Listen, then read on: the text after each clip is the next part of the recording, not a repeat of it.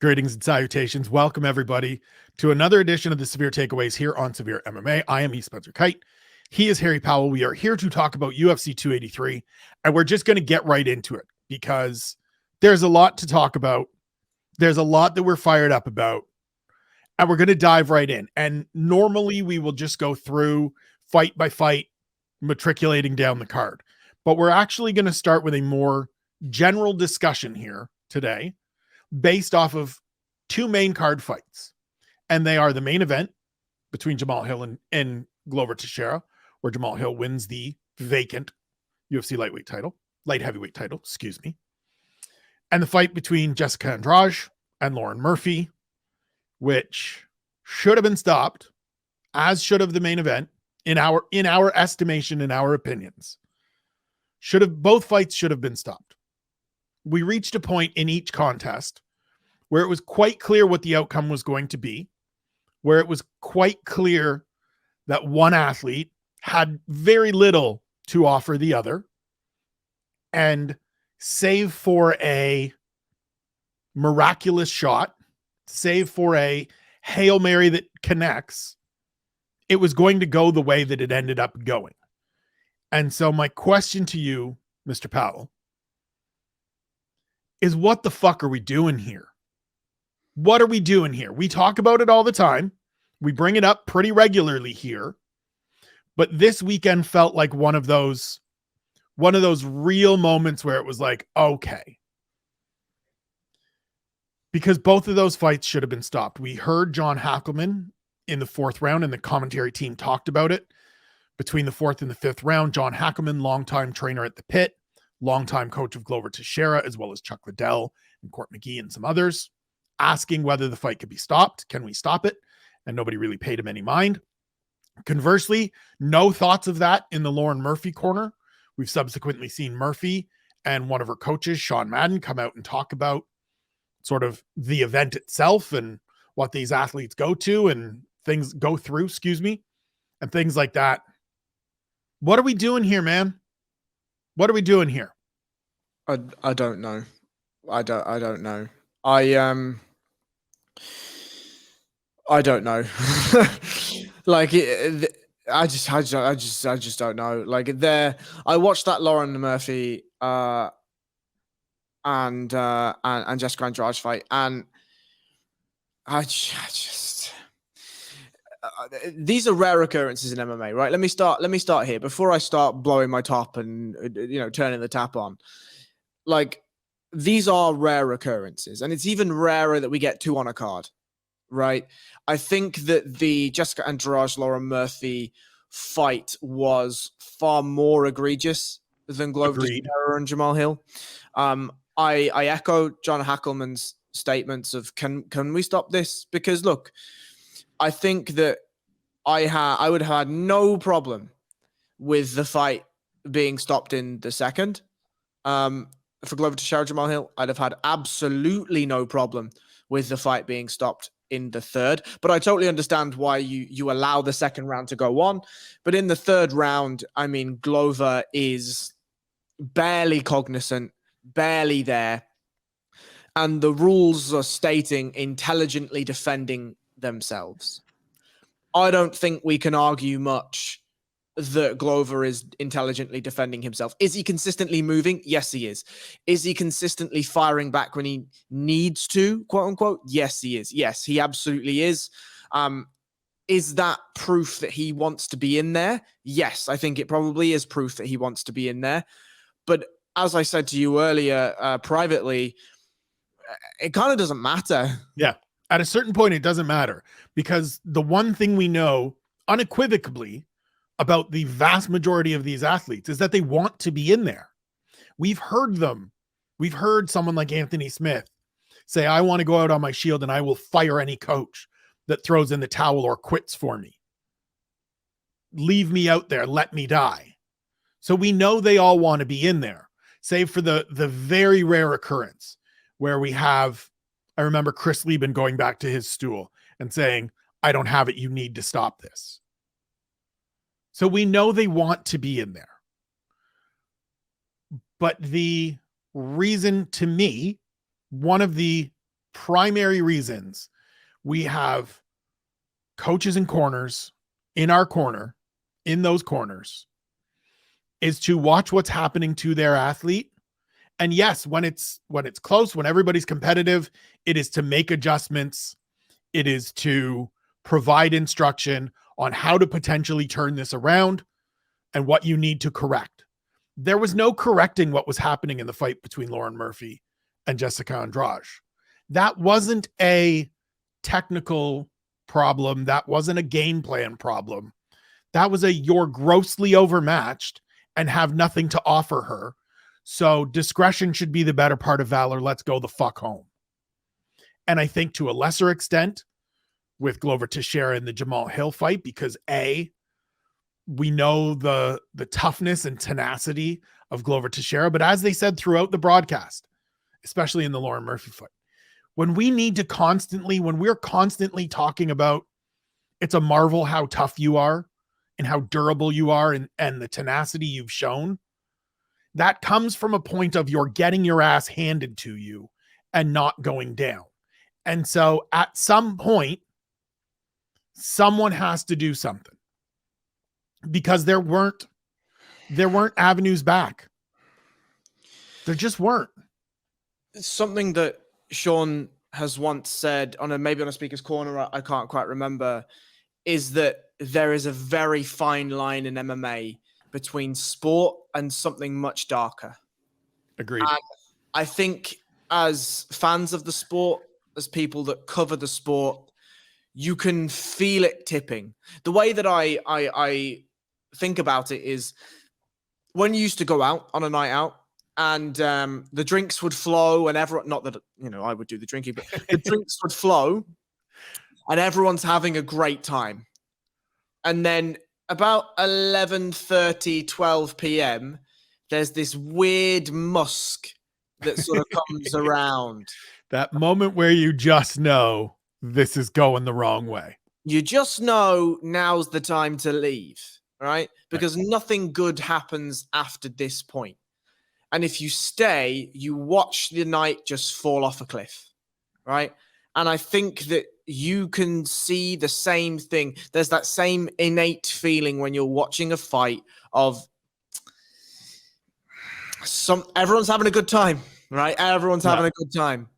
And then there's a moment where you take a step back and you say, oh, okay, something bad's about to happen here, right? And in the Lauren Murphy, Jessica Andrade fight, in every attribute other than toughness, Lauren Murphy was outmatched by a factor of 5, 3. And when we're dealing with, we've just had Stephan Bonner, and look at the wars that man has been through, right? We have just had, I know this is nothing the same, but we've just had Anthony Rumble Johnson pass away. Likely not due to CTE type issues, but whatever. We are dealing with, as you hear. Hello, Huxley. We are dealing with fighters' brains, fighters' livelihoods, and their futures here. Do we, and this is a question, for anyone listening to this, ask yourself this question. Did you need to see rounds 2 and 3? Lauren Murphy, Jessica Andrade. Did you need to see it? Did you need to see? If you wanted to see some around 2, no problem. If you think, round 1 doesn't go well, fine, no issues. You want to move on to round 2. Can she adjust? Can she wrestle up? Things like that. Fine, great, let's see it. But the minute it starts going the same way round 1 went, Osiris Maya needs to jump in and be like, we're done here. Or one of the 3 people in her corner, which includes my friend Sean Madden, who I will reach out to this week now that he's back from Brazil, and say, hey man, can we have a conversation about this? And I will look to bring Sean on one of these platforms this week to talk about this, because I would like to know the coach's side, but it also includes Laura Murphy's husband, Joe, and another coach who I don't remember offhand who it is. Like, at some point that you're sitting there, you have to know your athlete and know that this isn't changing. This is just the way it's going to go. We're going to do this for as as much time is left in this fight, whether that's 10 minutes after the first round, whether that's 7.5 when we get halfway through the second, or whether that's 5 when we're in the corner between the second and third, it's not changing, folks. It's just not. Be realistic. And I know that Lauren Murphy has put out a statement saying these things will heal. My brain will get better. You know what I mean? My head won't hurt as much. Everything will be better. And I'm happy to be out there and I want to keep being out there. All of these different things. But it shouldn't be about, at a certain point, you have to save a fighter from themselves and protect a fighter from themselves. Whether that's the corner, whether that's the referee, whether that's the doctor, something. When we get Daniel Cormier screaming on the commentary to stop the fight, when we get me shouting in my den at a television where certainly not transferring through, but I am compelled to the point of watching this and thinking, what are we doing? That I am audible requesting it to be stopped, dying for it to be stopped. Everybody seems to know it went too far, and yet Team Lauren Murphy is like, nah, it was good. No, it wasn't. And I don't want to keep seeing this. I don't want to keep having this conversation. Mm-hmm. I'm just going to read out the statement from Lauren Murphy. It's on her Instagram. Okay. So basically every minute I've spent in Rio, besides these 15 right here, has been fantastic. The fight was a beatdown, but not the way I imagined it. Sometimes shit goes down and you've just got to learn from it and get better. Jessica is an insanely tough opponent and I will learn a lot from her. All these experiences, the good ones and the bad ones, make me a better athlete and human. Thankfully, I'm all good. My nose is a little bit busted up and my head needs rest, but I'll be fine in a few days. I'm glad my corner didn't stop the fight. To be honest, I thought the ref was going to stop it in the second round, but the bell rang before he decided to. Either way, I was grateful for the chance to keep fighting. My head and nose will heal with rest, and my heart will heal with time. My adult life has been a dream, and sometimes I have to pay for that dream. I'll be back sometime, but for now, I'm just going to lick my wounds and rest for a bit. Thanks, Rio, for a wonderful stay, and to the UFC for an amazing trip, and to Jessica Andrade for the fight. I don't want to see Lauren Murphy fight again. And it has nothing to do, it is not personal in any way, shape, or form. It is not a judgment on age, ability, any of those things. I think there are fights that Lauren Murphy can certainly win. And if she wants to go the Jim Miller route from here on out and start working her way backwards in that division, taking on some up and comers, taking on whoever, fine. Sure. I don't want to see this again.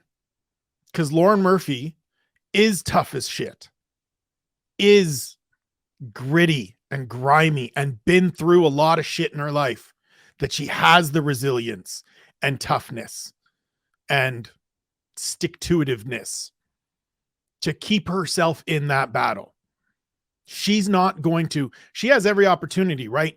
We get critical of athletes that look for exits, that seem to quit in fights. And she had every opportunity, if she wanted to just be like, get me the F out of here. Drop down on one of these shots, cover up, turtle up, and away we go. And she didn't. And there's an element of that is commendable from a competitor standpoint, from a toughness, tenacity, all those things we talk about. There's also a piece of it that is just, I mean, Glover said it when he retired at the end of the main event. I'm too tough for my own good. I think I'm just too tough for my own good. Lauren Murphy is too tough for her own good. And if there's anybody in that arena that needs to know that and act accordingly, it is the three people in her corner. Actually, if there's 4 people, it's also the fucking referee who needs to understand this woman ain't going down easy. But if she's getting the hell kicked out of her, I have a duty to step in here and stop this. And he didn't. I think it's a disgrace. If Yep. I'll just be honest. Like, there's no sugarcoating it. I think it's a disgrace. MMA, at the best of times, is a really difficult moral quandary to deal with, right? Yeah. And I don't mean the Dana White bullshit, and I don't mean just the action in the cage is challenging. It's challenging, and it's challenging because it is a beautiful, deep, elegant, wonderful display of skill and heart and ability and game planning and adaptability, all wrapped into this wonderful 15 to 25 minutes worth of relationship and storytelling. And then there's this. Yeah. And what there is even for the fighters that don't go through this, it's the 25 years after they retire, and we have no idea yet, right, what it does to them. Because we're only 30 years in. We've seen in boxing, we've seen the Michael Watsons, we've seen the Muhammad Ali's, we've seen the Sugar Ray Leonards, we've seen ex-boxer. And we've seen it in other sports as well. Like they're not one-to-one comparisons, but there is certainly transference that you can understand from the previous generations of NFL players. I don't think, and this is not a knee-jerk reaction necessarily, but I think we need to be far tighter on what we determine a finish to be. Now, don't get me wrong. Obviously, there are 95% of the finishes that we see in MMA. We will come on here and we'll say, good stoppage, no problem. Got no problem with stoppage. Sometimes a couple of the percent will come on and we'll say, I think that was a little early. You know, I think it was a touch early. Could have let it go a little more, but fine. And then there are times, a very small percentage, a very, very small percentage that we will come on and say, either that's a late stoppage or that fight should have been stopped. I think that there has to be a better categorization where we take the toughness of athletes in uncompetitive fights out of the equation. I look, and we will talk about Brandon Moreno versus Figueiredo in a moment. Both of those lads threw and landed big shots.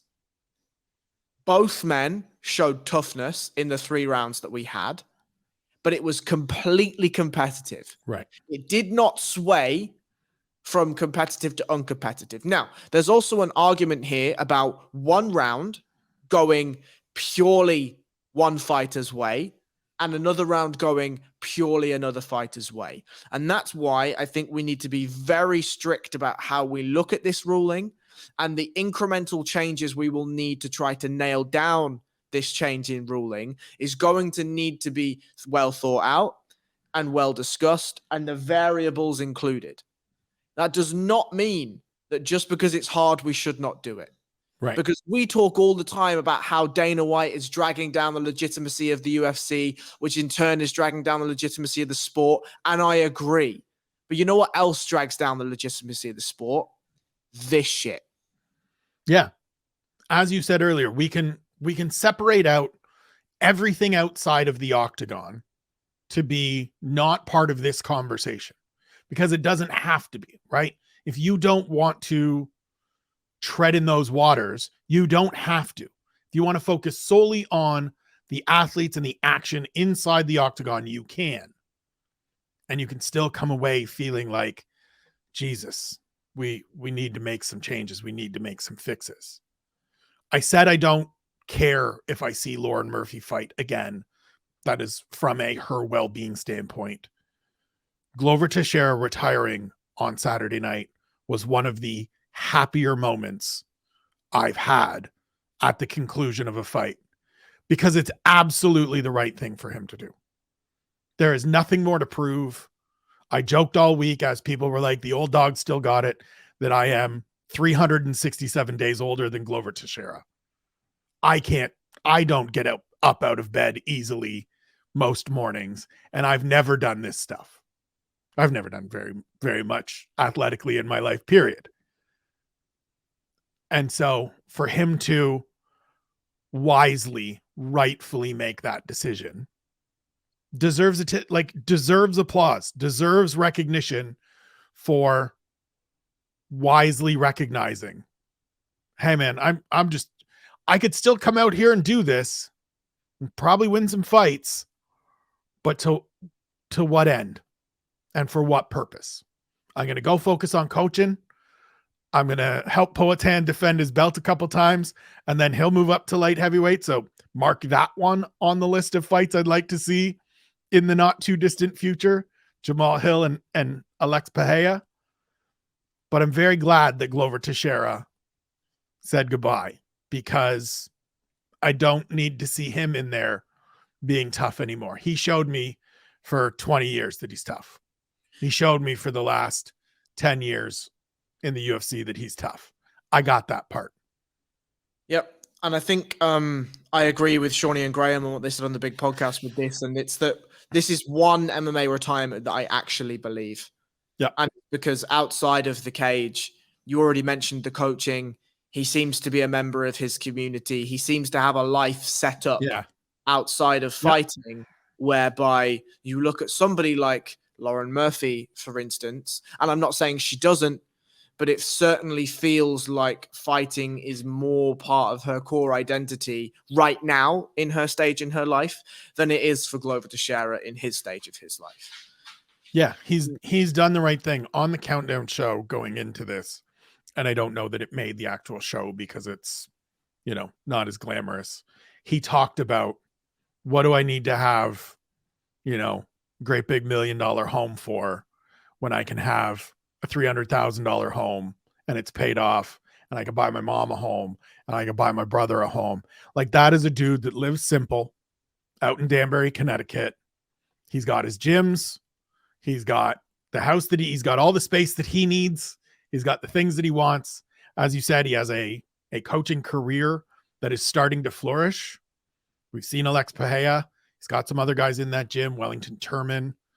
Kyle Magayesh still fights, I believe. Still competes, I believe. This is one. Him and Shogun, I think both. We won't see them again, and I'm very happy for that. But we need to sort some of this out, because as you said, we need to have discussions and further conversations about when to stop fights and what intelligently defending yourself and what we're seeing is telling us. That's the thing you talk about all the time, of you want to watch these fights and see what the fight tells you in terms of each athlete and in terms of techniques and things like that. Those two fights told me at a certain point, after a certain point, and the Lauren Murphy fight, it was very early. The Jamal Hill, Glover Teixeira fight, it was a little bit later, but they both told me that the people that won were absolutely going to win, and we weren't going to get the miracle comeback. And so at a certain point, when it starts going real bad, and there were points in each fight where it started going real bad, those referees or those corners need to get in there and be like, we're good. Thank you. We're good.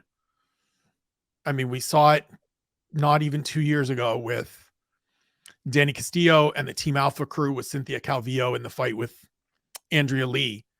That wasn't as bad as either of these. She wasn't busted up.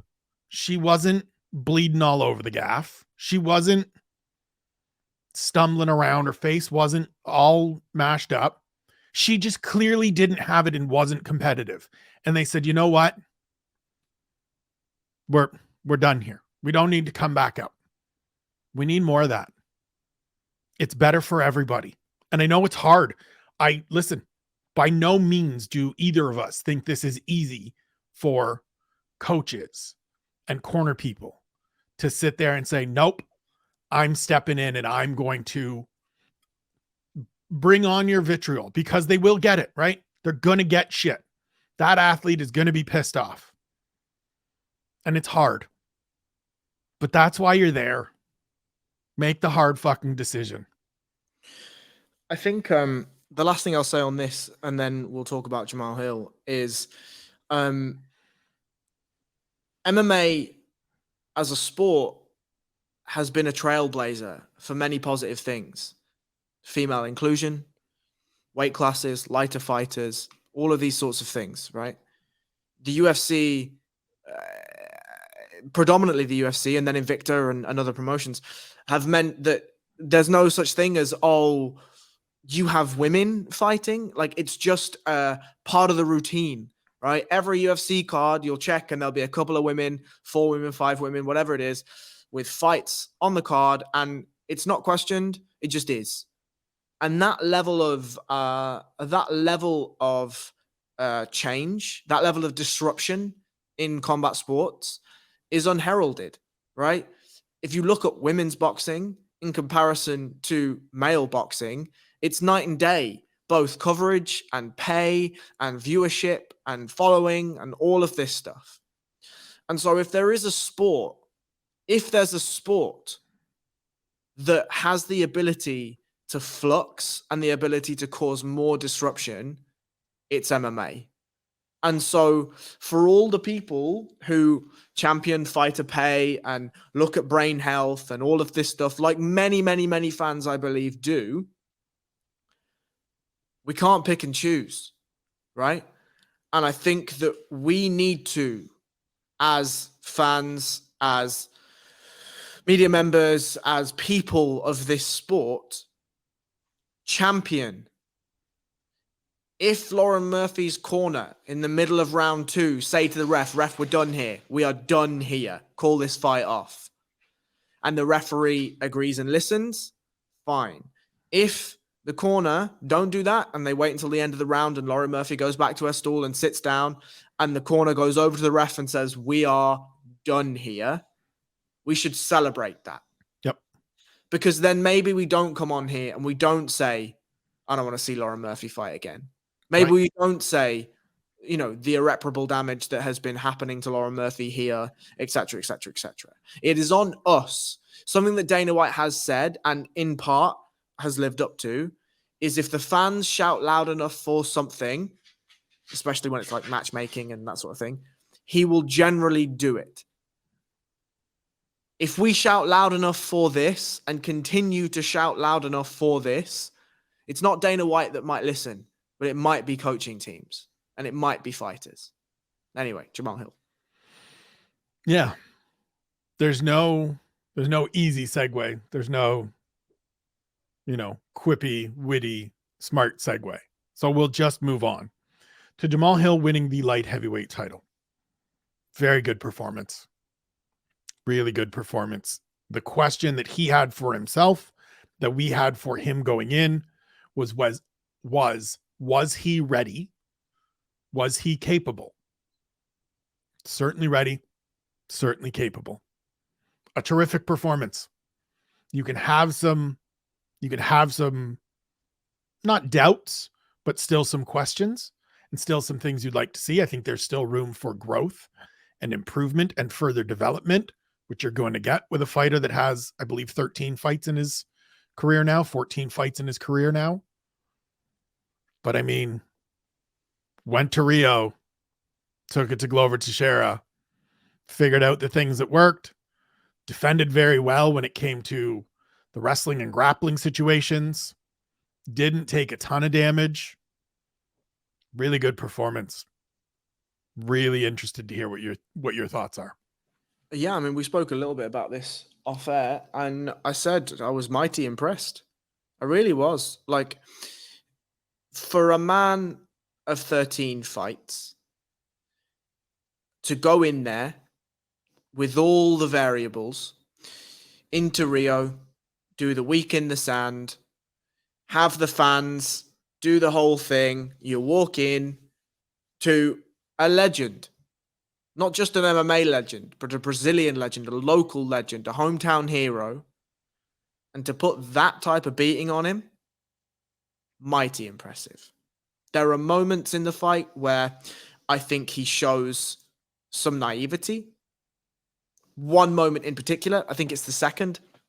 He batters Glover from pillar to post for a while. And then I think there's just a touch of fatigue or a touch of naivety. And he sort of stands in front of Glover and looks at him, and Glover looks at him. And then Glover's like, oh, I could take you down. And then just shoots. And by the time he's at his hips, Hill's like, oh, fuck, bollocks. Yeah, okay, fine. I'll get up now, right? Okay, yeah, fine, I'll get up. But overall, I was so impressed with his use of range. I think he fixed some of the technical attributes throwing shots. I still think there's work on what happens after he's thrown the shot. I think the where he puts his feet afterwards, his face is often splayed. He sometimes overreaches. He, sometimes isn't in the best positions for himself after he's thrown a shot. But when he throws combinations, he looks good. I really like his use of his length. He fights all the way at the edge of his ranges. I really liked his shot selection. I really liked how when he found something that worked, he didn't just spam it, but he set it up really nicely. He threw the high kick once or twice and landed them immediately, straight after each other. He hurt Glover many, many, many, many, many times. Overall, I was really impressed. I was disappointed with Glover on the ground. I think he gave Hill the opportunities that Hill fashioned to get up more than Hill fashioned those opportunities. More than he created them himself. Hill was doing the right things, but Glover, as the man on top, can still dictate. Yeah. He has to do better in those situations. And I know he's just been battered. His brain's probably wobbling and all of these things. But you're a big, heavy bastard with a really good top game. I needed to see a little bit more, right? I needed to see Hill work a little harder. Glover to force Hill to work a little harder.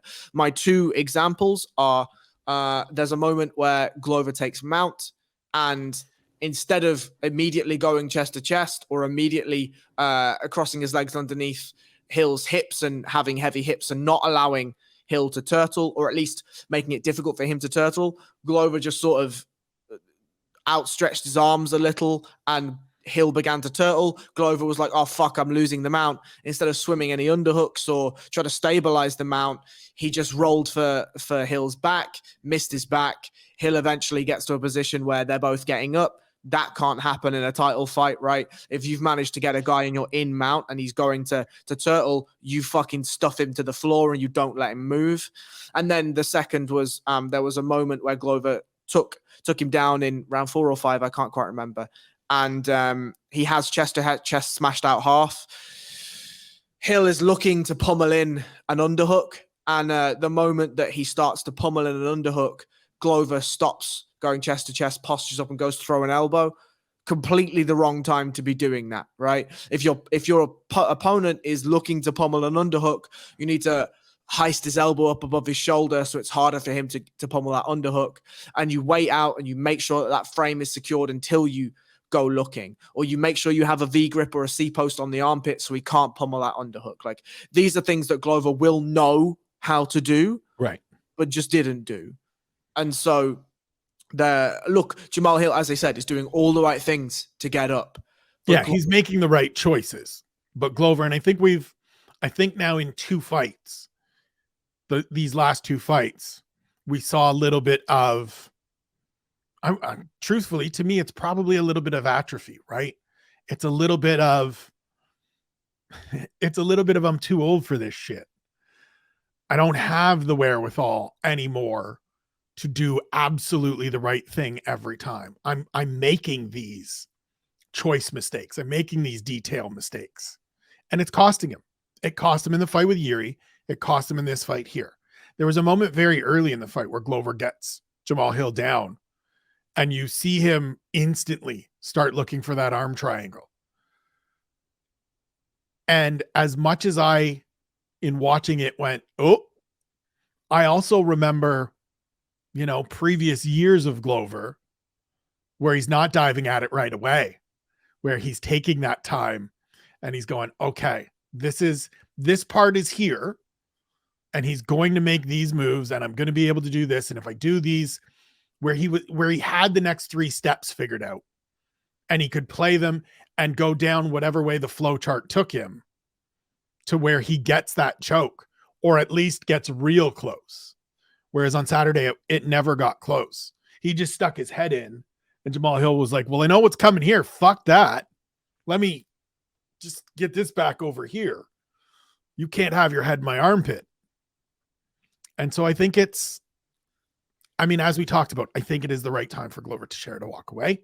Mm-hmm. That takes nothing away from the effort of Jamal Hill. Absolutely. Who now stands atop this division, where he's got a couple very interesting challenges in front of him right away, regardless of which way the UFC wants to go, whether that's Jan Blachowicz, whether that's Magomed Ankalaev, or whether that's just waiting for Yuri Prochazka, who apparently is going to be back later this year and seemingly sooner than I thought.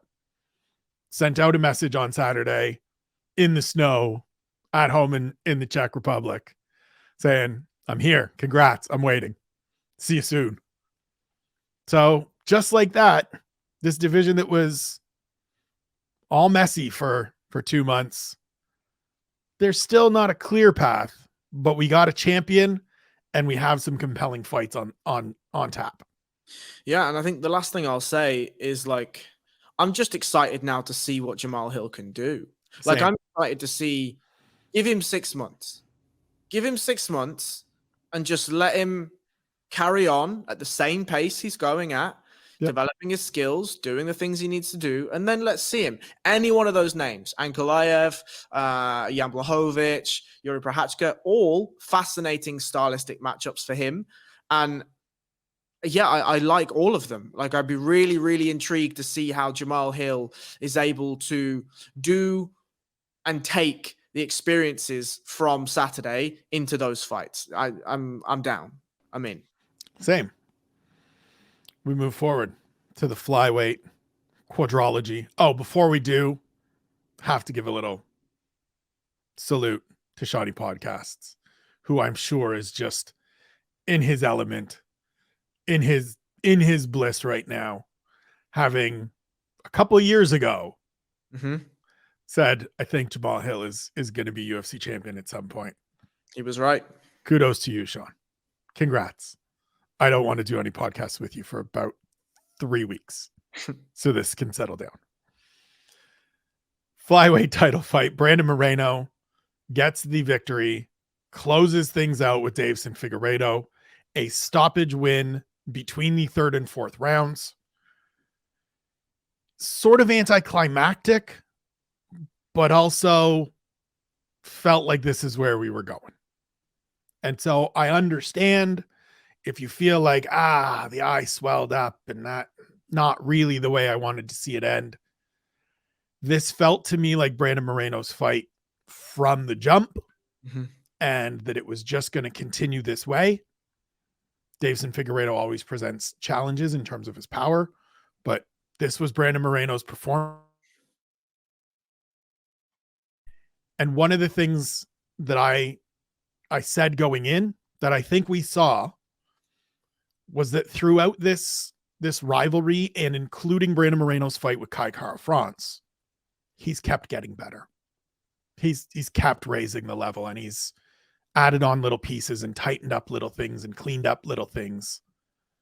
And he's really goddamn good. Yeah, he is. Yeah. I was mighty impressed with him. Mighty impressed with him. I think the main talking points for me were that Moreno looked to have had some ill intentions to his work. It felt like there was a bit more malice on his shots, on some of his actions. You know, there was a moment where before the left hook to the eye, there was Davison Figueiredo was in close guard, and Brandon Moreno was just shoving his forehead into his face and rubbing him all in and, you know, making it a little dirty. When he was landing his shots, he was landing more with malice than I think we've seen before. And I don't know whether that's a result maybe of some improved strength and conditioning programs, whether that's just he's like, look, I know I'm better here and I'm going to come out and I'm going to prove it. It could be any number of things, but that was very impressive to me. I thought the overall footwork and focus on the footwork was really, really good. I was impressed with his ability to adapt.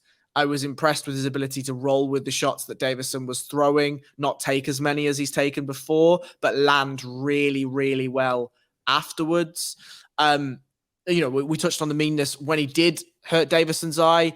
There was a lot of touching of that eye. There was a lot of forearm pressure to that eye. Right. Any moment he had a chance, he was striking that eye. It was a lot of targeted work to that eye. But I think the talking points were the grappling exchanges, the guillotines. Were they close? Were they not close? I don't really think either of them were that close. I'll explain my reasoning. I think the first was pretty obvious. Brandon fell to the right side. Right. And instantly did the right things. Yep. And you have to have, like, you would know certainly better than I, but like, you would have to have just an absolute Herculean squeeze for that to even be, for you to even waste your time holding on to that. Yeah. So a low wrist guillotine, you'd have to have a crazy squeeze. A high risk guillotine, you can absolutely still finish because you're cutting off both carotid arteries, but with a finish like Davison Figueiredo was looking for in both first iteration and second iteration of the guillotine, it's going to be really hard when Moreno jumps to the right side. So obviously Moreno jumped to the right hand side, did the right things. Davison, I think, was just trying to waste a little bit of energy in Moreno, because Moreno was trying to limp arm out. He was trying to get his head out, and Davison was just let me keep you here and make you work. Right. So I have no problem with that, but I think Moreno was more looking to get out, to advance the position because he knew he was safe, rather than he was like, oh fuck, I'm panicking, I absolutely need to get out of here, I'm choking. And then the scramble ensued. They both got back to their feet, no problem. The second guillotine, which came from one of the loveliest transitions I've seen in a long time in MMA, a tripod sweep in MMA, had me hella excited. I wrote that in caps, loads of exclamation marks afterwards. Wonderful stuff. The second guillotine, I don't think it was as close as maybe it looked. So I'll explain. When you're finishing an arm-in guillotine, there are a couple of things that you need to get an efficient finish.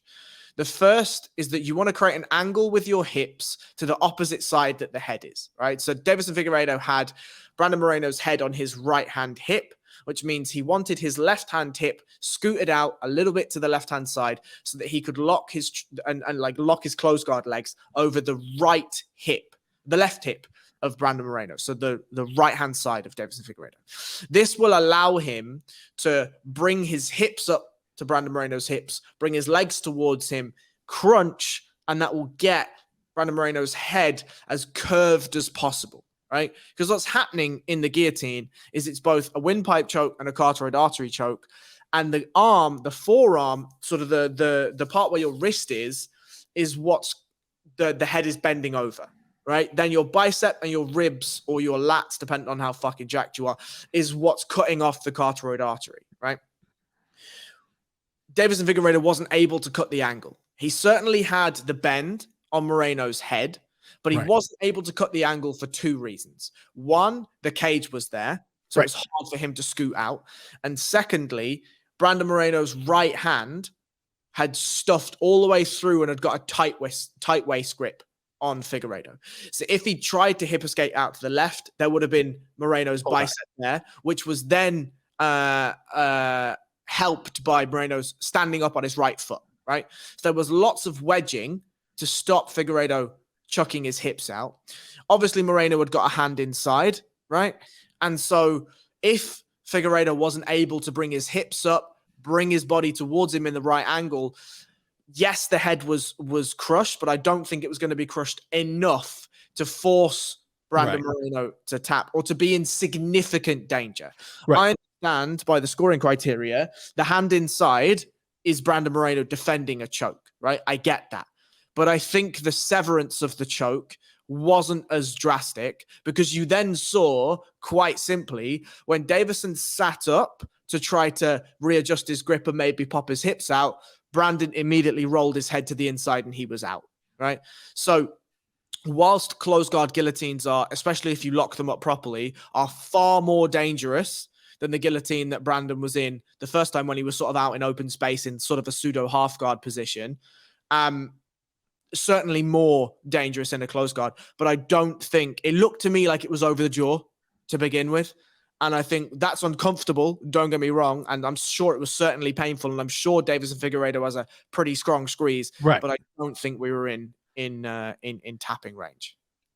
Yeah. I think for me, from a non-grappler perspective, I just watched the movements of the person being choked. I watched the reactions. At no point in there did I feel like Brandon Moreno was showing any signs of panic, was showing any real signs of, oh, fuck, I'm in trouble here. And so now we've seen plenty of people not show any signs and then tap, tap, tap because they just don't recognize. But this is Brandon Moreno we're talking about. It's his like 6th consecutive championship fight. I think he knows what's 5th consecutive. I think he knows when he's in a bad spot. I'm very interested to see both what happens with Brandon Moreno going forward. He had the interaction with Alexandre Pantoja backstage that we heard about on the broadcast, courtesy of Megan O'Leary. That to me is absolutely the right fight. Pantoja was going to get the fight. So after Brandon Moreno won the title the first time, in the second fight, it was going to be Pantoja. We weren't going to get a trilogy because Brandon Moreno was up 1-0-1. And there is a history there. Pantoja beat him in the Ultimate Fighter house when Pantoja came in as number 1. Brandon Moreno was the 16th seed. And then he beat him again in the actual UFC when they were both part of the roster. It was Brandon Moreno's last fight before he was briefly released. And so that was going to happen. It makes sense to me to happen. I think as Brandon Moreno requested on Saturday, give me a little bit of time to enjoy this and then we'll get it sorted out. If you give it to me in the spring or the summer, grand. Let's get 3 flyweight title fights this year, ideally, provided everyone is healthy. I'm also really curious to see how Davison Figueiredo fits at bantamweight, because I think we all agree that the cut to 25 takes something out of him and takes something off what he's able to do. But bantamweight's full of killers, man. Bantamweight is just like, we don't need, like, it's, you know, an abundance of goodness to add this man to it. But like anybody that's thinking, so normally, I don't even want to say normally, there are times where we can go, former champion moving up. This guy's going to be, this man or woman is going to be instantly into, I don't know if he's instantly into anywhere. And like, I can't wait to see what the first matchup is and what the first test is, because there's a lot of good ones out there. And let's just see, can I see him having success? Absolutely. If he can carry over that power, plus he's not as drained, he can step on the gas more and he can like, dude could be a savage, could instantly run into this. But he's also 35 now, 36 now. So like, I'm tempering my expectations, but I'm really fucking curious because there are loads of interesting matchups. And I look forward to seeing the first one. I have some thoughts and I have some names. This is something we talked about last week. Yes. Harry having names is a very exciting thing for me. If Figgy is going up, and obviously he didn't take, if that is a broken orbital, we need some time to let that sort itself out. But if it's not, what about we do the 2 new entrants to 135 and we see Figueiredo versus Henry Cejudo? Train together. Do they train together? Yeah. That's shite. Well, then I'd love to see, and this is not going to happen, but I'd love to see Figueiredo, Sean O'Malley. Give me that. Yeah. Give me all of that. See, you're going bigger than me. I was going to go a little smaller. I was going to say Davy Grant. Just to get wrong with you? Just to get a measure. Just to get a measure. Nah. There's no need to throw this. I mean, do we just throw him in? Yes, you have to. He's 36 years of age. That's true. Okay. He's 36 years of age. One moment, please. He's just come off a quadrilogy of title attempts at Okay. 125. Okay. Can I interest you in Song Yadong? Yes, you can interest me in any single name in that top 10. Any of them. Sean O'Malley for me, because it's like, this is a perfect stylistic matchup for both of them. Two snipers. Sean O'Malley moves really well. Both of them have some interesting grappling. And it would just be chaos. It'd be absolute chaos. I would love it. Sean with the range. Can Davis and Figueiredo, who get have inside and land the bombs. Can he do the things? Love that. Give me that. Okay. All right. There will be, as we said, there are interesting options. There are many. The one that I can tell you right now, 100% that I don't want to see, Dominic Cruz. Yes. I don't need to see that. Fine. No problem. Yeah, we'll move on. We move forward to the welterweight division. Gilbert Burns goes out and does what we all expected to see. I want to give us all a pat on the back for this one. Throughout the week, throughout the preview show, we said, look, this feels very much like, hey, we're both ranked welterweights, but not all ranked welterweights are the same. And I'd like to come to my home country and show you that I'm on a different level than you. And oh, Boise, did he go out and show Neil Magny that I am on a different level than you. This was beautiful. Just beautiful.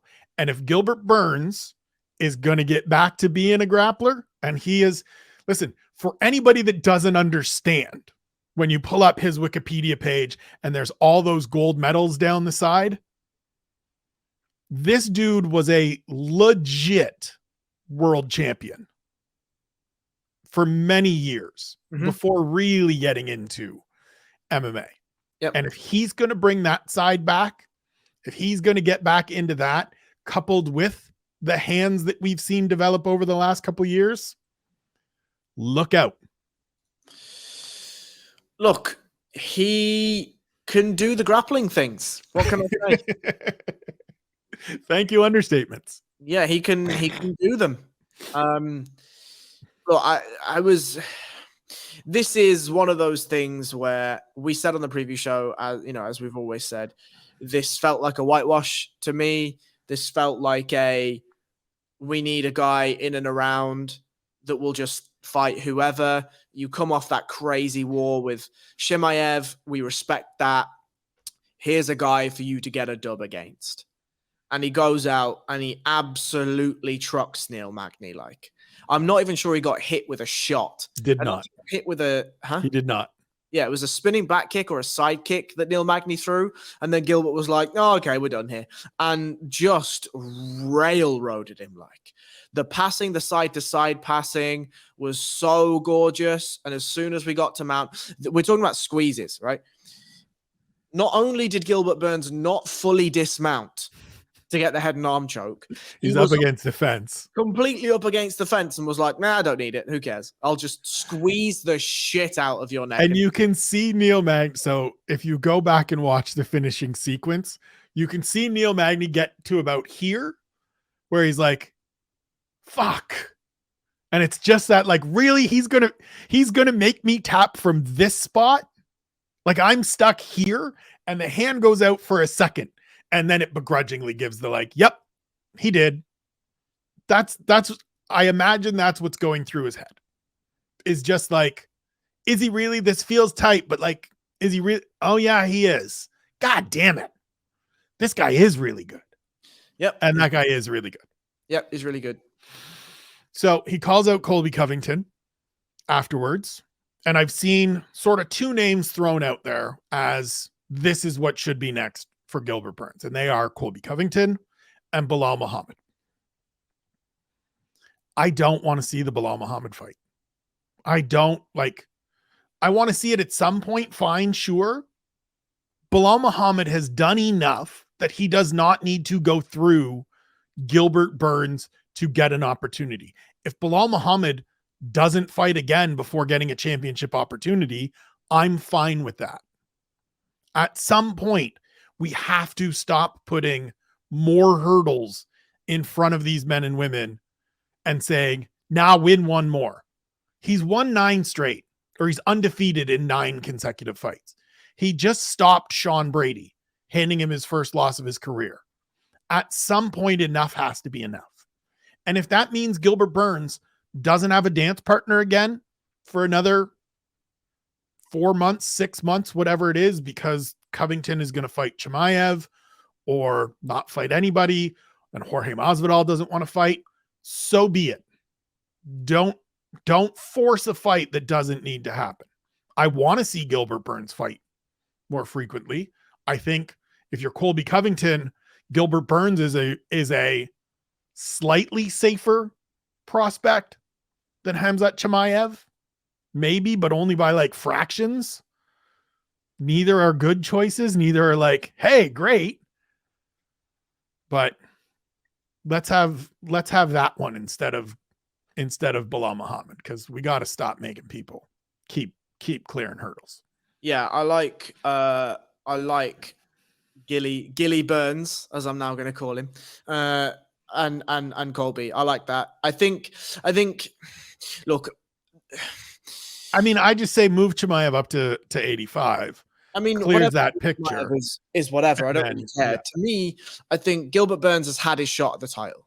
Yes. Right. There has to be a merry-go-round to this, right? And there has to be some meritocracy. And like, if you are Gilbert Burns, you've had your shot, you lost fair and square, no problem. It was a good performance. It didn't go your way that night. Fine. Now, Colby's had a shot, 2 shots, 1 shot, 2 shots. 2 shots, yeah. Lost both of them. Fine. Bilal Muhammad is yet to have any title shots. Right. So let's see. We don't need to get in the way of his title shot. Let's see Gilbert Burns fight Colby Covington. Let's see that. And then whoever comes out of that, Leon and Usman will be sorted by then. If Usman wins, maybe we have to do a quadrology. Maybe we don't, whatever it is. If not, and Usman and Leon Edwards wins, well, then Bilal's next up. There's already history there. We can do the whole thing. That's fine. If Khamzat wants to stay at 170, okay, there's a conversation to be had there as to whether Khamzat or Bilal gets the shot, no problem. But I agree. One thing that shows a division's fluidity and whether it's thriving or not is the list of contenders waiting to bang down the door. Now, I understand that predicates having an active champion, and it also predicates on having timing and everything else go well. I understand. Yep. These fighters need to fight. They need to earn money. I also understand that too. But losing contenders seems dumb. Agreed. So let's keep Bilal Muhammad not on ice, but let's put him in a position where whatever happens shakes out. He's the next guy, should there need to be a next guy. I agree. We will briefly touch on Jessica Andrade's performance. Not even actually the performance. She comes back up to flyweight, absolutely trucks Lauren Murphy, and has now put herself in a position, and this is the thing I want to touch on, where wherever she wants to fight, she's a contender. She wants to fight at 25. Great. She's been in there with Shevchenko, and it went the way most fights go for people that face Valentina Shevchenko, but she is still very much a top 5 fighter in that division. She's proven she is very much a top 5 fighter at 115. Wherever she wants to go, I'm watching, I'm excited, and I look forward to it. She's terrific. She is somebody to me that doesn't get enough credit and recognition for first and foremost, just the totality of career she's built already to this point while still only being 31 years old. But 2, being a consistently entertaining, bankable action fighter every single time out, no matter the opponent, no matter the division now, which has been 3 divisions. She's amazing. Yep. Obviously very impressed with her performance. There is a level of athleticism. We actually talked about this the other day on Twitter, didn't we? That there is a level of athleticism and power and strength, I think, that you're going to need as a fighter to even just get in the door of being competitive at the elite levels. And Jessica has that in spades. I mean, we see and have seen and probably will continue to see that when she reaches the upper echelons of the division, that she has all the athleticism needed, but maybe not all of the technique needed, maybe not all of the gas needed. But by God, anytime that lady straps on some gloves, I'm ready to watch. I'm ready to watch. Yeah. Yeah. You mentioned the conversation we had on Twitter. Shout out to MMA Fighting's Jed Mishu, who mentioned in watching sort of the main event that one of his grand takeaways was that there is that level of athleticism that is just imperative to have. As he said, the more athletic fighter won 4, if not all 5 of those fights, including the opener, Johnny Walker versus Paul Craig, where Johnny Walker got a kick caught and then was like, cool, I still have these here go-go gadget arms and will reach out and crack you one, Paul Craig. And then you're screwed, to where yet again, Shawnee podcasts forecasting a finish that Johnny Walker is going to win by north-south hammer fists. He didn't get the, while having a leg elevated in the air for half of it part right. But good Lord, Johnny Walker has some just ferocious power. And my takeaway after that fight was kind of a question of, is Johnny Walker figuring it out? Is the guy that has crazy power that everybody got way too hype about after he beat Misha Serkinov to win 3 straight, kind of getting it together a little bit to where he's learning a little how to blend the crazy power with a little bit more technique? Like, is he becoming a light heavyweight Michel Pereira? That's where I'm at right now. I don't know. I think, again, we have to pump the brakes a little. Okay. My thoughts are, you've put a massive power puncher in with a guy that gets hit a lot. Fair. Like, I'm not dissuaded from where Paul Craig's skill set is. We've seen that Johnny Walker has deficiencies on the ground. But if we just say what we said again about Andrade, there is a level of athleticism and there is a level of power that you're going to need, especially at the higher weight classes, to compete. Paul Craig, in comparison to your average man, is a very good athlete. Johnny Walker, in comparison to the average man, is a freak athlete. Agreed. And so when you put those two together and the skill deficiencies are what they are, I'm not surprised that this happened. Now, the things I took away are, one, Sean is weirdly mystic for this card, and I don't know how I feel about it. Yeah, shout out same, to Sean. Same. But I liked Johnny Walker's patience. I liked the feint work. I liked that he was happy to throw a jab at 10, 15%.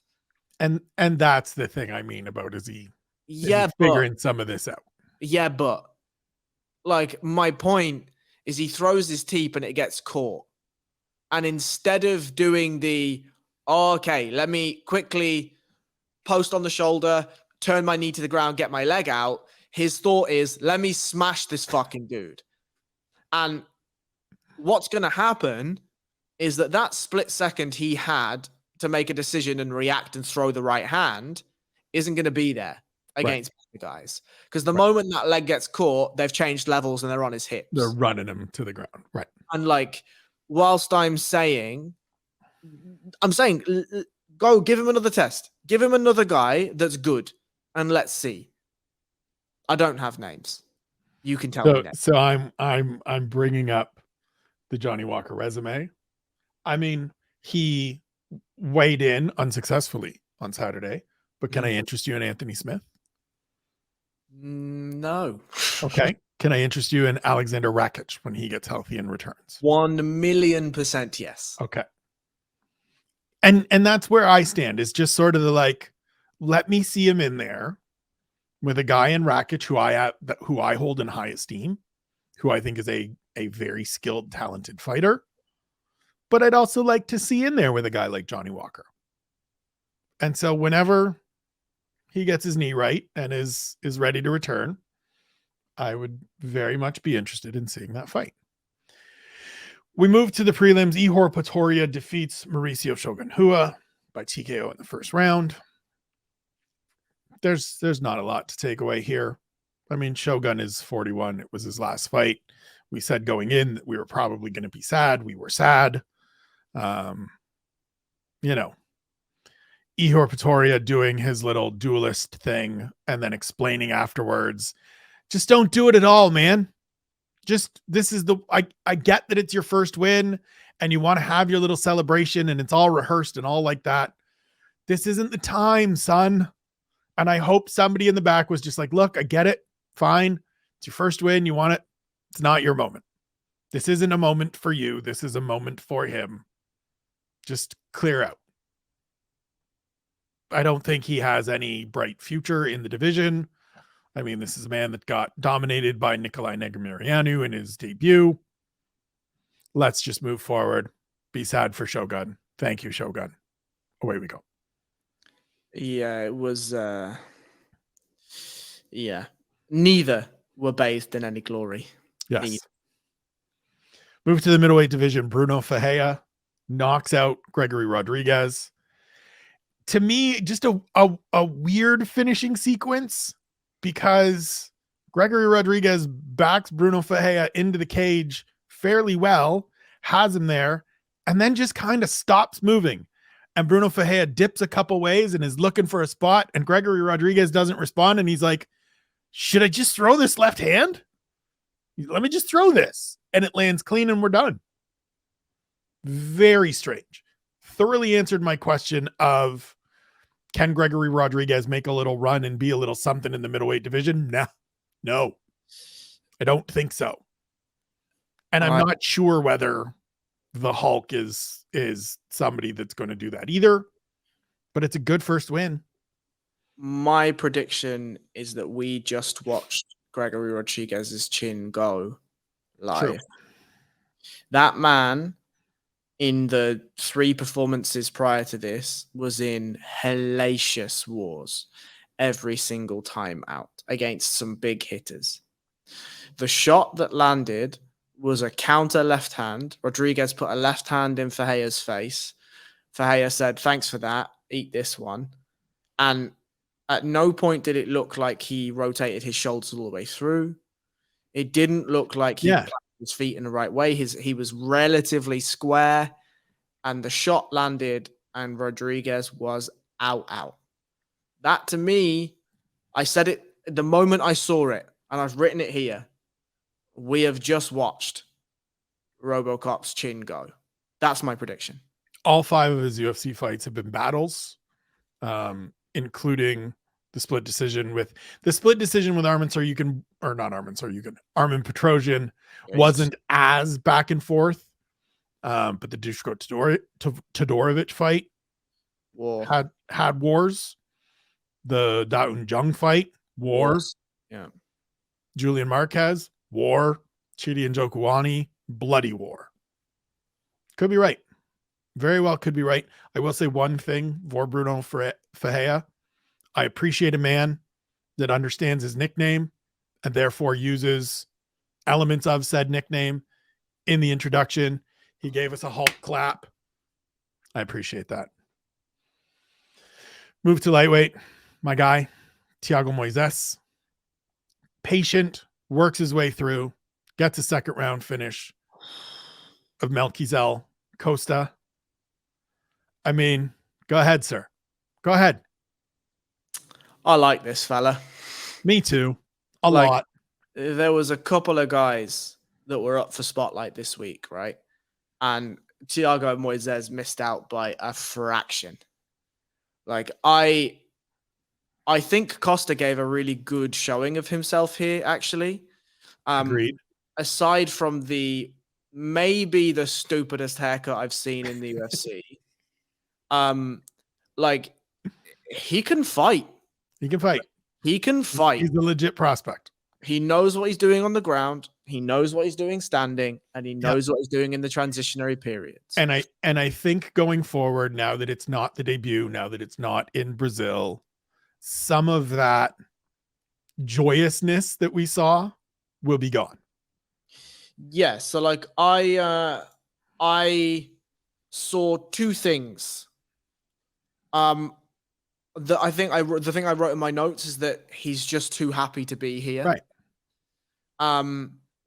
But I also think there was a moment where he realized that he'd pulled Thiago Moises for his debut. Like, that's a tough debut. Like, there's a couple of tough debuts on this card, and to pull Thiago Moises as your debut is a rough one. Yep. And he tried to touch gloves with Moises, and Moises just mean mugged him and stared at him. There was a little grappling transition. He gets up and he goes to high five. He's all smiles, and Moises is like, "Nah, man. No, I'm here to fuck you up." He dude. punched his hand back, is what he actually did. Yeah. He gave him the like jab out the hand of like, get that away from me. Yeah. So the Moises, and we talked about Glover Teixeira and not giving up on position, or giving up on positions a little bit too early, or not doing the right things. Moises does not do this. And the person I'm going to speak about that doesn't do this is Gelton Almeida in a hot sec. But he gets the fight to the ground, and he does it in a safe way, and he doesn't take any risks, right? He gets to positions that he knows are dominant: thyroids, Dagestani handcuffs, bad spots for your opponent. And then he just jaw cranks him. It was like, yeah, enjoy that. Good. Welcome to the UFC, I guess. But I like Costa. There were lots of things I took from that fight that told me that he can do the fighting things, and we're going to have some fun with him. Yeah, he'll be fine. I look forward to seeing his next one, because it won't be a top 15 or, just outside the top 15 guy in Thiago Moises. I think one of the things that I was most impressed with Moises on Saturday, and also in his last performance prior to this against Christos Giagos, is that he seems to have gotten beyond the I'm frustrated and don't know what to do, or I'm frustrated and it's thrown me off point. I think that's what we saw in the Joel Alvarez loss, was that he just got to a point where Alvarez's length and pressure threw him off and he couldn't figure things out. Costa was probably better than he assumed he would be on Saturday in that first round. And so there was probably a point where he could have been like, ugh, and got a little shaken. Instead, he was just like, fine, I'll keep working. And here, have this face crank. I pegged him as a dark horse in this division because I love the strength of schedule that he has fought to this point. We've seen athletes go through this kind of path where you take some losses early, but they're to very good opponents, and you learn and grow from them. I really look forward to seeing his next fight. It should be, in my estimation, a step up in competition. If not a top 15 guy, somebody in that same spot he is, just outside of it, where the winner goes forward. Really good showing. Move to the welterweight division. Gabriel Bonfim goes out and gets himself a mounted guillotine choke on Munir Lazez that he drew Lazez into beautifully and then rolled into beautifully for 49 seconds. Like, I tweeted out, and we will get to his brother Ismail, the focus of your Severe Spotlight this week momentarily. I tweeted out after Ismail's win, that's how you make a UFC debut. And then after Gabriel's, I was like, Ismail Bonfim, hey, little brother, here's how you make a UFC debut. Gabriel Bonfim, hold my beer. I mean, the boys just came out and put on. I slightly disagree. I'm going to say it. So Gabriel Bonfim's finish was fantastic. Really, really, really clean. The setup was nice. The roll through was nice. The finish was really nice. He was over eager to start. But I won't make any assessments on Gabriel Bonfim until I've seen the next one. And that's because he got hit far too much for 43 seconds of work. He did a bit of hitting, right? But and he settled, right? He did start to settle, but he came out clearly hyped about his brother's win. Jacked to the gills. Right. And just didn't need to fight that aggressively. And if Agreed. he continues to fight, if that's his style, Right. if that's And he's in who trouble. he is, He's actually in trouble. he's in big trouble. And when I saw him come out and I saw Ishmael come out, I was like, oh, so we've got the brother thing where one is considerably better than the other, potentially. So let's see Bonf him in another fight. Let's see who he fights. Let's see what he does. And we'll go from there. Fair. Let's go to Jailton Almeida. Oh, fuck. I'm still torn on whether this man should be competing at heavyweight, but I tell you what, you want to stay at heavyweight and keep throwing big men around? I'm in. I'm going to keep watching it. This dude is a powerhouse. He's 4-0 in the UFC. They're all finishes. He just tossed Shamil Abdurrahimov all over the octagon. He knows what he wants to do, and he goes out and does it. And I'm here for it, and I want to see him fight Alexander Volkov next. That's where I'm at. I think he runs through Alexander Volkov. He very well could, and that's why I want to see it. I would have no problem, and I know you're not going to like this. I would have no problem seeing him fight Alexander Romanov. Why would you rather Alexander Romanov over Alexander Volkov? Well, because I like fun fights. I don't know that Romanov has anything for Jailton Almeida. One way to find out. Fair. Totally fair. I just think given what we saw of Romanov against Marcin Tybura last time out, I think that Almeida destroys him. And so I would rather see him. Like, I'm willing, if you want to go absolute stupid crazy, just throw Jailton Almeida in with Curtis Blades and let's see. Let's see. Let's just see, right? Yeah, I've got no problem with it. I really don't. Let's just see. The real fun would have been if Tom Aspinall was available. Yeah. That's the fun. Yes. Big man. Look, Tom Aspinall, not that far away from being back, apparently. No. You don't do that. You don't have a horrific when he comes back. That's true. No. Like, you do a Romanov there, right? Yeah. Yes. A guy who might be roughly in his wheelhouse. Aspinall, Marcin Tybura is lovely when Tom Aspinall is healthy. Right. Let's pump the brakes a touch and we'll see where we go. But I was so impressed with Jailton Almeida doing things you shouldn't be able to do. He shoots from 800 miles away, and Shamil gets in. Wait, what? And then all of a sudden, he's fucking shelving Shamil Abdurrahimov, who's at least 30 kilos heavier than him, and is like, yeah, you'll sit down now. And the thing, I have a criticism, and that's the grappling for pure grappling is honestly a joy to watch. It is almost perfect MMA grappling. What I don't see enough of is damage. Right. And at heavyweight, I understand that when you're doing this to guys, it's taxing their gas tank a lot more than it would if you saw Brandon Moreno try to do the same thing to Figueiredo, right? Or vice versa, whatever it is. But the scoring criteria wants damage and it wants effective grappling.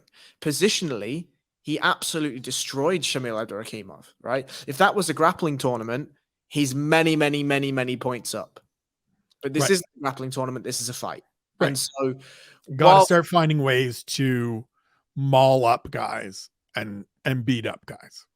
And like, I really don't mind people taking their time, getting to positions that they feel comfortable in, and then starting to look to prioritize damage. But there were moments in that first round when he absolutely could have landed damage sooner than he did. And that is coming from a diehard grappling fan, right? Right. So like, I have no problem in doing what he did, but I would like to see that damage come a little sooner. Agreed. And we both look forward to seeing what's next. Move to bantamweight. Cody Stamann defeats Luen Lacerda. Not really a ton to take away here. Cody Stamann, a little bit better of an athlete, threw more, landed more, kind of the gist of it. Lacerda seemed content to hunt and peck from the outside. Stamann moved around a little bit more. It just is what it is. If you have anything to add, I'm happy to stick around, but I have a feeling it gets this one. Which brings us to your spotlight fighter, Ismail Bonfim, knocking out Terrence McKinney in the second round with a beautiful switch knee that, as good as it was and as clean as the finish was, and the highlight is of Terrence McKinney collapsing, Terrence McKinney should be thanking his lucky stars that it landed where it landed. Otherwise, he's got a whole bunch of reconstructive teeth surgery going on because the man had no mouthpiece in. What put Ismail Bonfim in the spotlight? So he's just my type of fighter. And what I mean by that is that you come in on a massive, massive pay-per-view, and massive being Glover Teixeira looking to win a title in Brazil, Shogun Rua looking to get big a win. Moment for Brazilians. This is one of those ones that I think North American or even global fans that don't understand the passion, fervor, national pride that comes with competing at home and in a situation like this quite grip. This was huge for every one of those Brazilian athletes. Right. And to do so and to come in against a name like Terrence McKinney, who holds a lot of fan favor. He's in very exciting fights all the time. On Twitter, he is an interesting guy. He often speaks and is very accessible, which I really like, actually. And, Same. you know, he often speaks his mind about his own performances. He's very honest about his own performances, how he feels the fight went, whether it was good or bad. I really respected that. Afterwards, he put up a post on Instagram and he was sharing a drink with Bonfim, and he was like, look, I made a mistake. He capitalized. Fair play to him. Congratulations. I don't hold any will with him. I'm happy to celebrate with him. We move on. I really, really respect that in a fighter. But Bonfim came out and he's got mean intentions and he looks to punish you, and the footwork is great. He was a shorter man than Terrence McKinney. He was shorter, works in both ways, but Terrence McKinney had the range advantage, but Bonfim just executed a game plan to perfection the whole way through. And for you to keep your focus, not only knowing the card you're on, your brother's in the background, he's preparing to fight a guy that's got a bit of a name in the UFC. You are going out early to fight this Terrence McKinney fella who's known to be able to put people to sleep with one shot. To be able to have the level of focus he had and to execute what's really quite a difficult game plan against a guy like Terrence McKinney, who switches stances a lot, who's very rangy, who's very powerful, was just absolutely brilliant.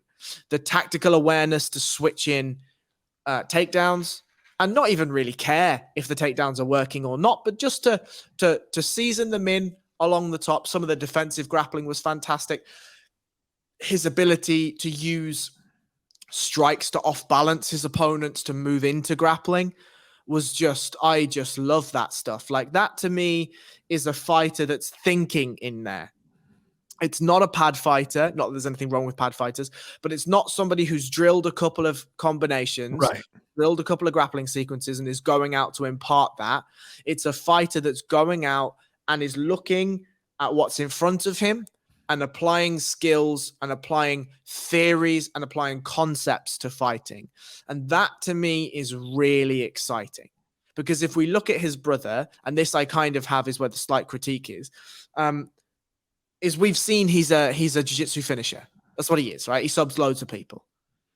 And so he knows that if he pulls Manil Uzez's head down, he's going to guillotine him, right? Fine. That's a drilled sequence. Right. When you look at some of the stuff that Bonfim was doing, he had a back body lock. Terence McKinney's leaning against the cage. It's beautiful defending work. And Bonfim's like, oh, I know what I can do. And just knees him like a fucking battering ram into the back of the hamstring to force him forward. As he comes back, he just pulls him over his own post. Like, that's gorgeous thinking. Right. Absolutely gorgeous. The tactical awareness for a guy that is 27 in his UFC debut in that spot is excellent. And as I do every week, it's not just because he is my co-host and a friend. I urge you to go and read the Severe Spotlight at SevereMMA.com. It is terrific. Now let's have a conversation about Terence McKinney. Because I still think I will preface this by saying that the raw tools are good. The raw material that is there is good. But as of right now, 5 fights into the UFC, 27 or 28 years old, I think Terence McKinney is going to be one of those. The raw materials are good, but just never got there, guys. Because it seems like there's a limited gas tank.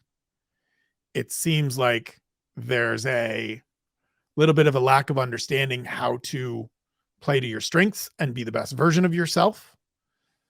I don't get the whole mouthpiece thing.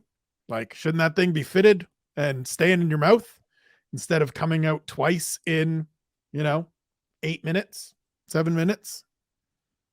And I know that guys move their mouth guard around and stuff like that a little bit, but the first one you're just kind of playing and you're in a fight and you're almost half spitting it out and he clips you a little bit and it drops out. Like, that thing's important to have. Keep that thing in your mouth. And I just wonder if he is someone that his debut win, the short notice, 7-second knockout of Matt Frivola, was the absolute worst thing that could happen for him, because it set an expectation. It set a level of celebrity, of fame, of attention that is now he's not capable of living up to yet. And if he had just came in and was a guy that had now kind of crept along to 3-2, there wouldn't be the pressure that's on him. There wouldn't be the challenges that's on him. And I'm really curious to see what comes next and what kind of development, if any, we see going forward. So my fear for Terence McKinney is that he is falling into the entertainment over skills thing. Yeah. And we talked about this on the preview show, right? What will happen is that the UFC will continue to use him because he looks good. He's got a good physique. He's tall. He's rangy. He's got the tattoos. He talks well. And he's in really exciting fights. Does the social media bit that you were talking about earlier. And as we were prepping, I said, like, look, I think it's original and great that he does the pray for posts, right? He puts up a picture of his opponent and it says, please pray for Ismail Bonfim. Nothing is wrong with him. He's just fighting Terence McKinney on Saturday at UFC 283. They're great. It's so smart. But do you know what? I don't care about them anymore. I don't care, because you just got knocked to high hell and I need to see more. Yeah, I don't know. I don't know what the future will hold. Yep. We've said the raw materials are there. I think that's obvious. I just wonder what he wants. Yeah. Like, we had a conversation about Jalen Turner, right? Yes. Jalen Turner and Terence McKinney, we had similar types of conversations about where it's like, Jesus, these boys could be really good. And obviously, Jalen Turner had a horrendous debut assignment, and these things happen in MMA. But from there, Jalen Turner turned himself around and did oh no, I know I can be really good at this. And built from his loss to Matt Frivola and was like, well, I need to not get involved in this stuff. How do I not? Oh, I have these go-go gadget arms and go-go gadget legs. Let me use those. Let me be aggressive but effective. Yep. And he has looked fantastic since, right? Yeah. And so to me, I just think that there is a decision that Terrence McKinney needs to make. And that decision is, what do you want to be? You know, we talked about this with Mike Perry, and that's an egregious example. But ages and ages ago, but it's a fair example because Mike Perry had talent for all of the everything you want to knock rightfully Mike Perry for. Mike Perry had some stuff that made him a compelling figure in the cage. And he just did. It was just about entertainment. It was just about, let me go out here and throw these bombs and see what's up. Right. And look, at the end of the day, the UFC like that type of fighter, and there's a place for them in the UFC. Certainly. There is a place for that type of fighter in the UFC. And if Terrence McKinney wants to be that, fine. No problem. That's your choice. I personally feel like there is more that Terrence McKinney has to offer. But Agreed. If he doesn't want to offer, that's also fine. Agreed. Good way to put it. Veteran welterweights Nicholas Dalby and Warley Alves battle to a split decision. Dalby comes out on the happy side of things. Just a good old veteran fight. Nicholas Dalby is a very active fighter. I enjoy watching Nicholas Dalby fight. I think he is one of those guys that coaches should show their young fighters. Just here, you want to see what it means to be active and always just kind of doing a little bit of something, making sure you're scoring some points, making sure you're making your guy think and react rather than being static. Watch Nicholas Dalby. Watch this fight because there's a few shots that land very flush and there's some good power shots, but for the most part, it's chip and interrupt your timing. And then when you're having some success, I'm going to grab a body lock and we're going to wrestle a little bit. We're going to get on the cage. It's just smart. It's just savvy. It's a good win. I'm happy for Nicholas Dalby. I think he's another one of these guys that just doesn't quite.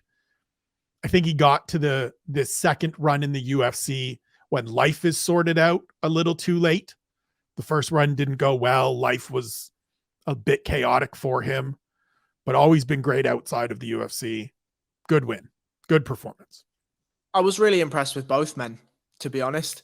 I think Warley Alves, we know that Warley Alves at this point is who he is. Yep. He's a very fast starter, hits really hard when he lands and likes to throw big bomb things, knows his way around the floor and everything else. Dalby, I think, has improved dramatically since the first UFC run and some of the Cage Warriors runs. I'm really, really impressed with the way that he puts his shots together. I think defensively, there are still some holes and there are still some things that he should fix. Sometimes he gets caught just being a little too, he just admires his shots just a little too much. Yeah. But in comparison to who he was the first way round, it certainly feels like he knows he belongs there. He looks like a UFC caliber fighter.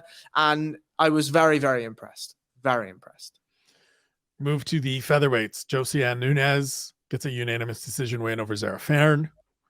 This was, look, Josiane Nunes should fight a bantamweight. Zara Farn should fight elsewhere. That's about the extent of it.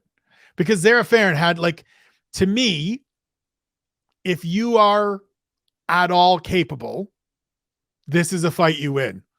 You have a 14-foot reach advantage, height advantage on this woman, and you should be able to just keep her out there and not get hit by too much and put some pop on her. And even if you have to just ride this out to a Neil Magny working behind my jab decision, you should be able to. Yes. And she didn't. I have some thoughts about this. All right. Do tell. I agree and disagree, right? Okay. Like, I think that, again, the raw materials are there.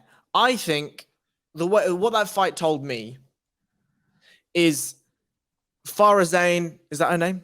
Zara Farah Fairn. Zara Fan. Thank you, Fan. So Fan comes out and she cracks Nunes with some Yep. really big shots. And Nunes is like, that's fine. I'm just going to keep plodding along and I'm just going to keep coming and I'm going to keep looking like a garden gnome and I'm just going to keep, ducking under these shots and I'm going to get to you. And I think mentally, Fan didn't know how to deal with it. And I think that constant backtracking caused her to gas. But that's so easily fixed, right? It's so easily fixed that, I mean, maybe she can't, maybe she's too old, maybe it's too late in the career, whatever. I know she's like 34 or whatever she is, right? She's 39. 39, yeah. But if you learn to fight going backwards, the range is fantastic. She hits hard. I really liked some of the combinations she put together. I really liked some of the shot selection. She threw the right things at the right times in spurts, right? But there were moments when she didn't know how to deal with getting crowded. She wasn't able to snap Nunes down to front headlocks or tie her up into clinches and do things other than throw that knee. And when that knee wasn't there, there was no trip offense. There was no ability to dive on a leg. There was no arm dragging. There was nothing. Right? There are pieces that if 10 years ago, 15 years ago, somebody's able to say, here's all this stuff that we can do, could have been great.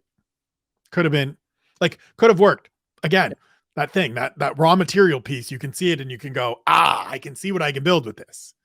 But at 39, it's not coming. She is who she is. She's 0-3 in the UFC. Maybe one more if they go back to Paris this year.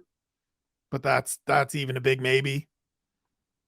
And for Josiane Nunes, I mean, this was always going to be a tough fight because Zara Fairn is freakishly taller than her and she is super diminutive. I mean, she should just be a bantamweight, and even that, she's still going to be outsized for the most part. And so she's got big power. She can clearly take a shot and keep coming. And so play on that, but probably get down to 35. I mean, 1,000,000% get down to 35, because as we have said over and over and over in this podcast, that toughness only is useful when fights are competitive. Right. And if you're that fight was competitive. Nunes won the fight. She looked good. Right. But there are going to be fighters as you climb the very, very short ladder of 145. Not even a ladder, a step ladder. It's a step stool. Yeah, it's got 2 steps. She wins this one, and she is probably facing, if the winner of the impending Carol Hosa Norma Dumont fight in April doesn't fight for the title, Josiane Nunes is fighting the winner of that, and either one of those ladies will most likely beat the brakes off of her. Right. And so if I'm Josiane Nunes, my foot is well and truly in the door now. Hopefully, there's a little bit more money than we've had in a long time. Right. And so let's think very seriously about what our next 3 to 5 steps are in the UFC. Because when you've won 2 straight or 3 straight now, 3 straight, right? You're not getting cut anytime soon. No, yeah, you're good. You've got some breathing room. You've get back to 35. Stop taking just whoever they offer. Again, this is very much I want to be on this card. This is who you have. Of course. The fight had been booked. It got rebooked. Fine. Now that we've got that done, get to 35 and start making meaningful changes and progressions. Yep. Opener in the bantamweight division, Daniel Marcos defeats Simon Oliveira. Knee and body shots and punches and just overall overwhelming. From the start, Simon Oliveira didn't look like he really wanted to be in there all that much from a being the nail perspective. Happy to come forward and look to be a hammer. But every time a shot from Marcos came, he looked like me defending a shot where he and running away. And I get it. Yeah, I don't want to get kicked and punched. Not by a guy that's angry and wants to show out in his debut. But you kind of got to be willing to be in there and and take some if you want to be at this level. And he didn't look like he wanted to me. I just don't think he's very good. Well, there's that too. I watched the fight, and he's one of those, I'm going to throw ones really hard, and if they don't land, then I'm going to throw a spinning back fist. Yeah, if I'm not able to bulldoze my way through, he's one of those awkward guys at the gym who, once you've done some rounds with him once, twice, 3 times, you know what's coming and you're able to work around him pretty effectively. Right. For Marcos, it looked like in the first round, he was like, oh, okay, fuck me. This guy's a bit awkward. Let me just see what's going on here. Let me take a little bit of time. And then he was like, oh, okay, I'm a way better fighter than this guy. Figured out a rhythm, figured out what he had, and then showed up. Did things. Good win. Good victory for a recent Contender Series grad. Another loss for a 2020 graduate, I believe, in Simon Oliveira. I am currently working on compiling all of my data for the Contender Series to see what records are like and what we've been doing over these 6+ seasons. I say plus because we had a Brazilian little mini season in there. But that's UFC 283 in the books from a takeaways perspective. We do not have a fight card on Saturday. We have a weekend off before we get into a run of events. This has been a good start. I've enjoyed the start of the year. There's already, through 2 fights, some names that I'm looking forward to seeing again, some performances that I really enjoyed. And I'm looking forward to February. We got a good slate in February. We start with a not great slate. Derek Lewis, Sergey Spivak, the road to the UFC finales.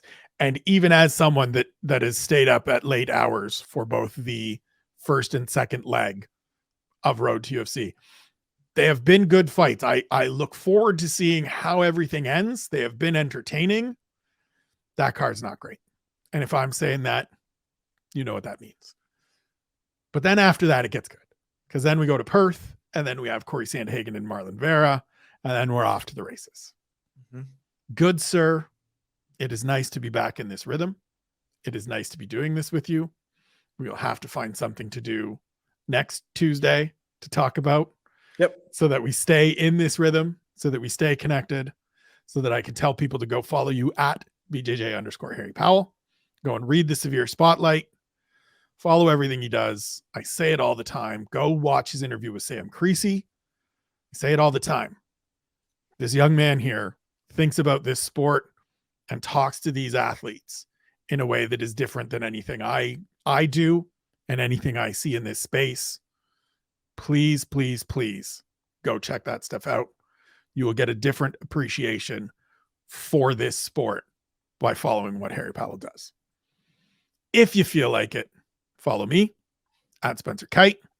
I will be here later in the week. I'll find something to do. I can't take a whole week off. I know we don't have one question and 10 things and severe picks and plays where Ian and I got our asses handed to us on the betting front on the weekend, but we'll figure some stuff out. We'll see if we can get a sit down with Sean Madden to discuss the Lauren Murphy fight. As I said earlier, I will keep you posted on all of that on Twitter. As I said, at Spencer Kite.